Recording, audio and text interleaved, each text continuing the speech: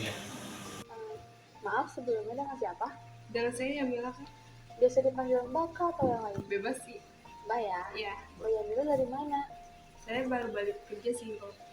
Emang kerja di mana Mbak Yamila? Saya kerja di resto Pondok Indah. Oh deket ya? Ya lumayan lah dari rumah. Mbak Yamila tahu dari mana info konseling ini? Saya dari sosial media sih kak. Oh bukan dari teman gitu. Enggak. Eh, Sebelum memasuki proses konseling, di sini saya sebagai konselor ingin menjelaskan apa sih itu konseling. Nah, konseling sendiri itu adalah proses pembantuan kepada individu untuk memecahkan suatu permasalahan yang dialami oleh klien. Nah, tujuannya itu uh, konselor mampu meringankan beban pikiran atau kecemasan yang dialami oleh klien. Nah, uh, di konseling ini juga ada beberapa asas. Nah, saya sebutkan ya. Nah, yang pertama kesukarelaan. Nah, bayangnya datang ke sini sukarela atau terpaksa? Saya suka rela karena kan emang keinginan saya buat bercerita tentang masalah saya. Oh, berat ya masalahnya. Iya, banget mbak. Nah, yang kedua ada asas kerahasiaan. Nah, di sini insya Allah terjamin kok atas kerahasiaan Mbak Yamila terhadap saya. Jika Mbak Yamila merasa saya membocorkan cerita Mbak Yamila boleh kan menuntut saya kepada polisi atau kepada Tidak pidana. Iya. Nah, yang ketiga itu ada asas keterbukaan. Nah, Mbak Yamila itu diharapkan untuk terbuka lebih leluasa untuk menceritakan apa yang Mbak Yamila rasakan. Mbak Yamila datang sini apa sih yang bisa saya bantu? Saya cuma mau ini didengar tentang cerita masalah saya. Jadi sih biar lebih lega aja. Coba Mbak Yamila ceritakan lebih lanjut masalah apa yang tiba-tiba Mbak Yamila datang ke sini.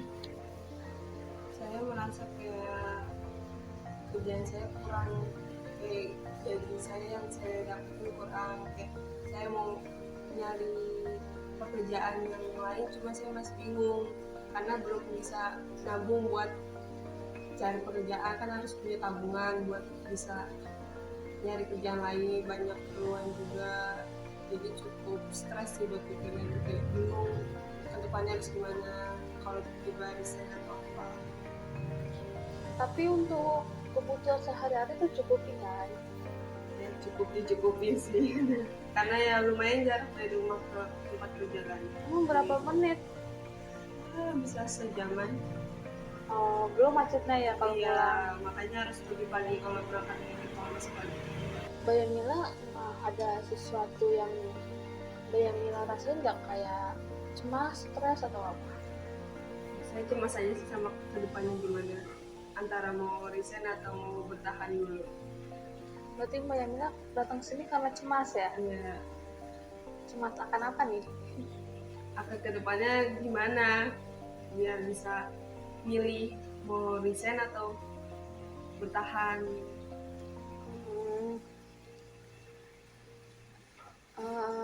Sebelum saya menanyakan lebih dalam lagi terkait masalah pribadi Mbak Yamila, gimana sih perasaan Mbak Yamila ketika datang ke sini?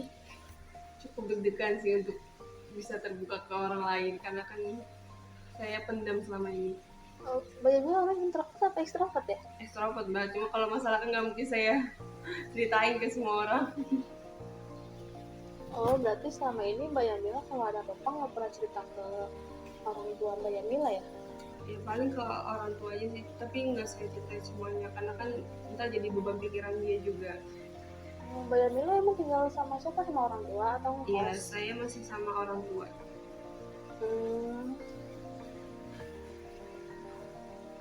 Perasaan Mbak Yamila datang sini udah itu aja deg-degan atau ada hal yang lain? Ya itu aja sih. Itu aja. Nah, selanjutnya untuk agar saya bisa mengetahui memecahkan suatu permasalahan Jamila, boleh tidak Jamila ceritakan lebih dalam permasalahan Mbak Jamila tentang kecemasan akan kesejahteraan Mbak Jamila dan masa depan seperti apa? Ya saya cuma itu aja sih, kayak terlalu bingung kayak pekerjaan ini saya kecapean, tapi kalau saya mau resign tapi harus mikir dulu, jadi kerjaan susah kan ya, itu sih. Iya sih, zaman sekarang juga lulusan SMK susah, Iya. lulusan sarjana juga banyak yang nganggur.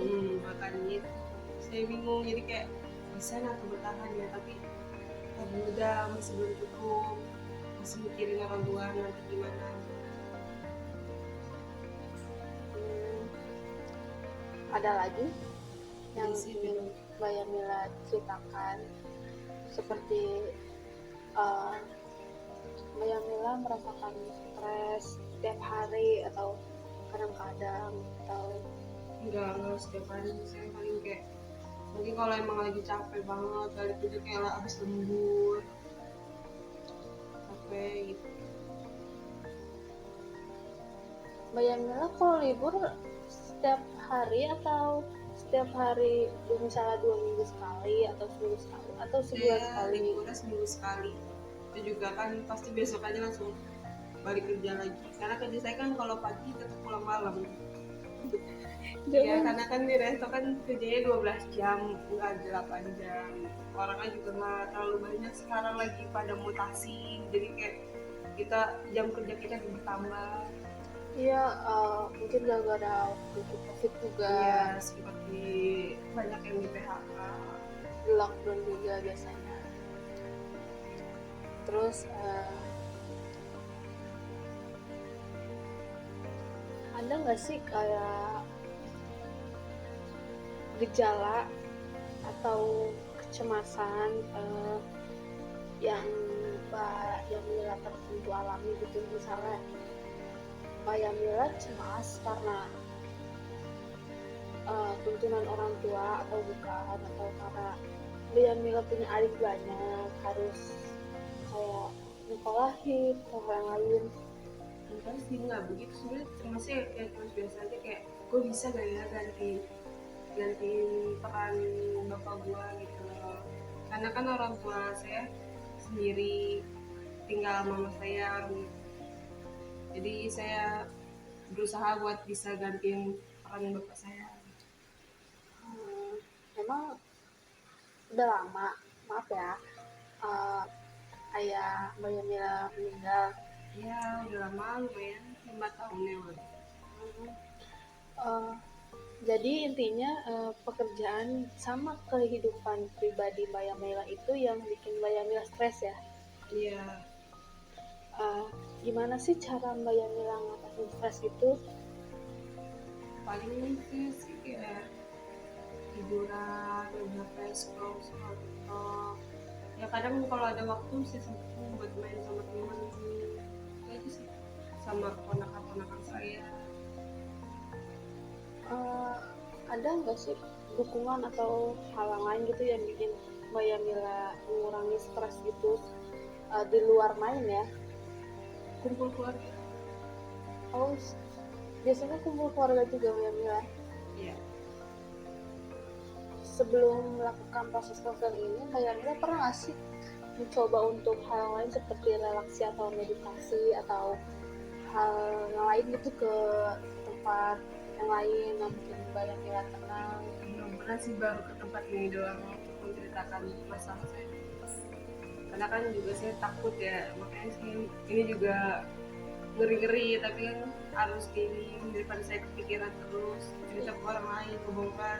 Mbak Yamila ngeri kenapa? Takut kebongkar dong Mbak. Oh seperti itu. Enggak dong, kan tadi sebelumnya udah saya jelaskan, Iya. ada proses kerahasiaan. Mbak Yamila boleh kan untuk saya. Iya, makanya saya ke tempat ini. Ada nggak sih prioritas yang lebih utama di kehidupan Mbak Yamila gitu? Ya, itu saya kayak cuma bahagiain orang saya sih. Belum, sebenarnya bahagia udah, cuma kayak belum ngerasa belum pasti gitu, belum puas buat bahagiain orang tua saya, kayak masih banyak yang harus diganti. Belum cukup ya. Iya. Oh. Mbak Yamila emang sebelumnya kerja apa? Saya baru tahun kemarin kerja di SPG toko emas Di daerah? Ciputat. Oh, deket ya? Iya, itu lebih dekat dari rumah. Mungkin Mbak Yamila cuma frustasi ini karena gaji ya? Iya, mungkin. Gaji kurang atau Sebenarnya masalah gaji ya juga sih masalah. Cuman kadang yang di tempat dekat kan sesuai ya, teman kerjanya di mana, kurang nyaman, lingkungan kerjanya.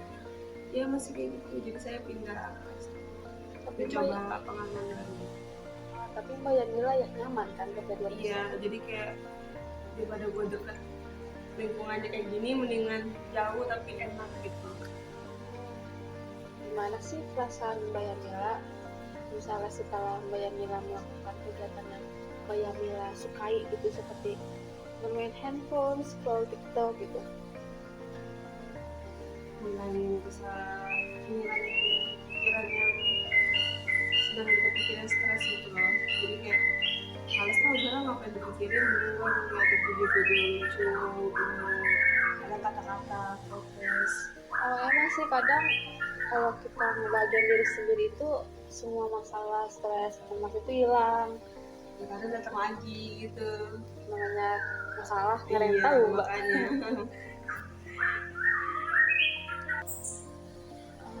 Sesi kita hampir selesai ya Mbak Yamila. Gimana sih perasaan Mbak Yamila setelah melakukan konseling ini? Merasa lebih lega aja sih, kayak mungkin saya kedepannya agak berkurang stresnya, kayak udah nggak terlalu dipikirin karena kan udah dapet solusi dari mbaknya juga gimana caranya biar nggak terlalu stres. Berarti saya cukup membantu permasalahan Mbak Yamila atau tidak ya? Cukup membantu. Apa ada hal yang lain ingin dibahas atau tingkatan dalam sesi konseling ke depannya? Nah, Mbak Yamila ingin konseling sampai di sini atau masih ada hal yang lain ingin diceritakan di konseling berikutnya? Mungkin untuk saat ini cukup sih, semoga aja kedepannya lebih baik lagi ya. Sebelum menutup sesi konseling ini, saya ingin mengajukan pertanyaan ke Mbak Yamila, boleh? Boleh. Misalnya ada masalah di 1 tahun atau 2 tahun ke depan yang akan datang, gejalanya sama seperti sekarang yang harus ke psikolog, hal apa sih yang Mbak Yamila akan lakukan untuk menangani masalah tersebut? Semoga aja jangan sampai ya. Ya saya sih mungkin bakal balik lagi untuk bisa mendapatkan solusi gimana cara nangani biar udah stres atau mikirin masalah-masalah itu ya nih. Dan berarti itu sekarang masalah Mbak Yamila sudah terselesaikan ya? Ya dan mungkin kedepannya saya harus lebih enjoy, jangan terlalu mikirin beban saya, masalah saya, kerjaan ataupun apa, mungkin kayak harus dijalanin aja. Iya, kadang cemas sama stres itu bikin kita, bikin pola pikir kita keganggu, kayak setiap hari dipikirin terus. Ya karena saya kalau ada apa-apa tuh terlalu dipikirin, kayak ada salah apa di kerja kayak panik, langsung mikirin, mungkin gitu sih, kayak panik attack, orangnya panikan, jadi ke bawah pikiran. Mungkin Mbak Yamila kedepannya lebih mengkhawatirkan diri sendiri dulu ya. Iya. Kadang cemas sama stres Mbak Yamila itu bisa ganggu buat kedepannya. Saya harap kita dapat terus bekerja sama untuk mencapai kesejahteraan mental dan mengatasi masalah Mbak Yamila ya. Sebelum menutupi proses konseling ini, mohon maaf jika saya ada salah kata atau masukan-masukan atau pertanyaan yang membuat Mbak Yamila tersinggung? Enggak kok, cukup membuat saya lebih lega. Dari Mbak Yamila ada saran, tanggapan atau pesan untuk saya? Enggak sih, mungkin the best untuk Mbaknya bisa bikin tenang saya, mungkin ke orang lain juga ya.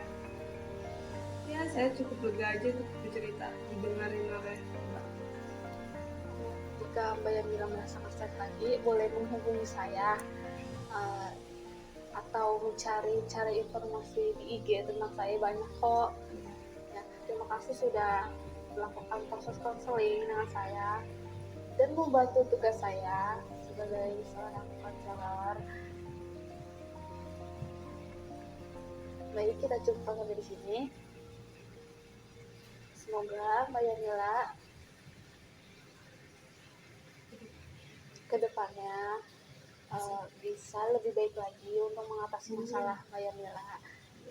Terima kasih banyak sudah membantu membuat saya lebih tenang.